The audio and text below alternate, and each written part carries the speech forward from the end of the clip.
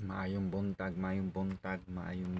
Bisaya, maayong buntag mga Bisaya, taga Southern Leyte, maayong buntag Cebu, maayong buntag Mindanao, maayong buntag Metro Manila, at maayong buntag sa tibok kalibutan sa tanang nga nagtan-aw sa akong video, maayong buntag and more strong, more healthy body.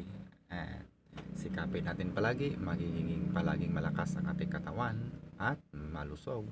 Iwasan natin na makakasakit ang ating katawan dahil ang ating katawan yan po ang ating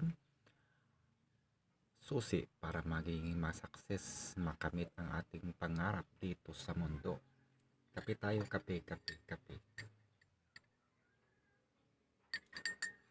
Kape lang muna tayo, walang tinapay. Hindi ako nakapaglako ng pandesal kasi yung kinuhaan ko ng pandesal, hindi sila nakagawa para sana sa aking ilalako ngayong umaga. Kaya maglalako daw ako bukas pa ng umaga. Kaya maulan-ulan ng umaga ngayon dito sa amin. Kaya kape tayo, kape.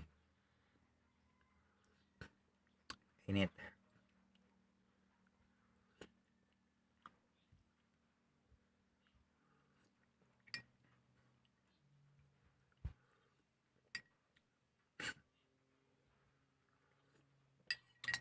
Masarap ang kape, masarap ang kape sa umaga.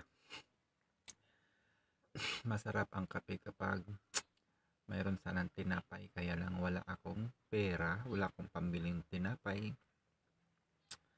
Kape-kape lang muna tayo, tipid-tipid kasi hindi naman sa ganun nagtitipid. Talagang sadyang wala akong pera ngayon, walang kita, kaya wala akong tinapay para kaparis ng kape.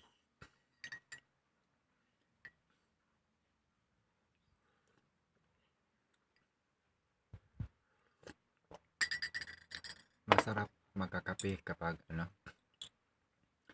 may sinangag na kanin tapos may tuyo. Ang sarap. Kaya lang wala pa ako niyan sa ngayon. Ako'y humihiling sa mundo, humihingi sa Diyos na darating ang panahon, lahat ng aking sinasabi na mga pagkain ay makakain ko na sana sa bawat oras na ako'y kakain. Dahil sa pagbablog ko dito, sana makatulong na mag-achieve ko, marating ang aking pangarap. Unang-una sa pagkain, na makumpleto ang aking mga paboritong pagkain sa oras ng ako'y kakain. Yun ang pinagdadasal ko sa Diyos sa pamamagitan ng aking pag-video, pag-vlog, makamit ko ang aking pangarap na makakumpleto man lang ako ng aking pagkain. And the second part of my goal, ako'y tutulong sa kapwa ko kabus at tutulong magbigay suporta, magbigay sukli, pasalamat sa mga taong kahit sa katulad ko naghihirap din ay kung ako'y nalapit ay tinutulungan nila ako. Kaya yun.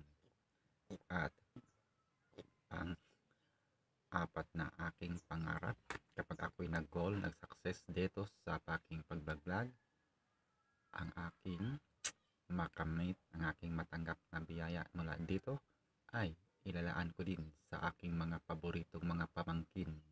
Wala kasi akong anak, wala kasi akong asawa, single po ako, single kasi ganito ang buhay ko, mananatiling single sa mundo. Kapag magkaroon ako ng pera ay ilalaan ko sa aking tatlong paborito kong pamangkin. Sana maawa sa akin ng Diyos at makakaroon ako ng biyaya, makatanggap ako ng maraming biyaya dito sa aking pagbablog. Tulungan ninyo ako watching ang aking video. Panoorin ninyo hanggat matapos ang oras, ang minuto, at i-share ninyo, i-like ang aking video. God bless.